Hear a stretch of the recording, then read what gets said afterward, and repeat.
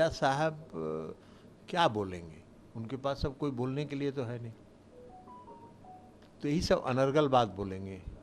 1974 में और 1975 में जब हम लोग इमरजेंसी के दौरान तत्कालीन शासन के खिलाफ जब लड़ रहे थे, तो जो उस समय की परिस्थिति थी, उस परिस्थिति के खिलाफ लड़ रहे थे। हम लोग कोई इंदिरा गांधी से नहीं लड़ रहे थे, हम शासन से लड़ रहे थे। और आज की जो स्थिति है वो 1974 की और 75 की इमरजेंसी की जो स्थिति है उससे बदतर स्थिति है।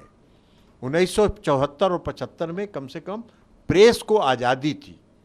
आज की तारीख में प्रेस इनके नियंत्रण में है, सारे संवैधानिक संस्थाओं को इन्होंने नियंत्रित करके पॉकेट में रखा है, सारे मीडिया के जो प्रबंधन है, मैनेजमेंट है, उसको अपने कब्जे में रखा है। तो आज तो डेमोक्रेसी, टोटल डेमोक्रेसी खतरे में।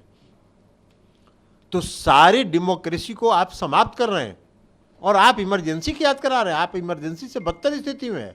आज अगर कोई आपके खिलाफ एक शब्द बोलता है तो उसके यहाँ सीबीआई और ईडी का छापा पड़ने लगता है।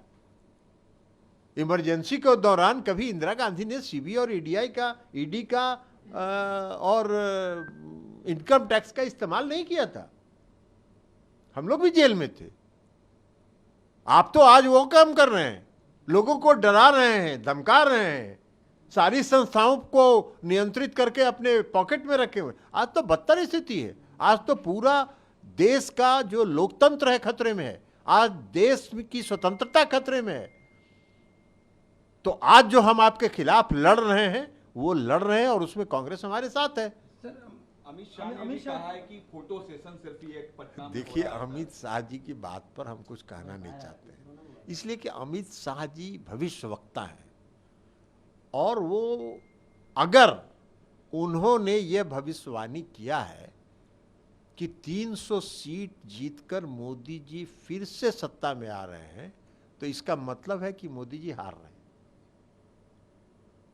क्योंकि 2015 में विधानसभा में बिहार के विधानसभा का जब चुनाव हो रहा था तो 3 महीना अमित शाह जी यहाँ रहे थे और उन्होंने ये भविष्यवाणी किया था कि जिस दिन गिनती होगी उस दिन 10:30 बजे भारतीय जनता पार्टी की बिहार में सरकार बनेगी।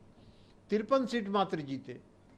पश्चिम बंगाल का जब चुनाव हो रहा था तो ममता दीदी के खिलाफ लड़ रहे थे और 2/3 बहुमत से बंगाल में सरकार बनाने का दावा कर रहे थे। और परिणाम यह हुआ कि ममता दीदी को उसके पहले वाले चुनाव में जितनी सीट आई थी उससे ज्यादा सीट आ गई।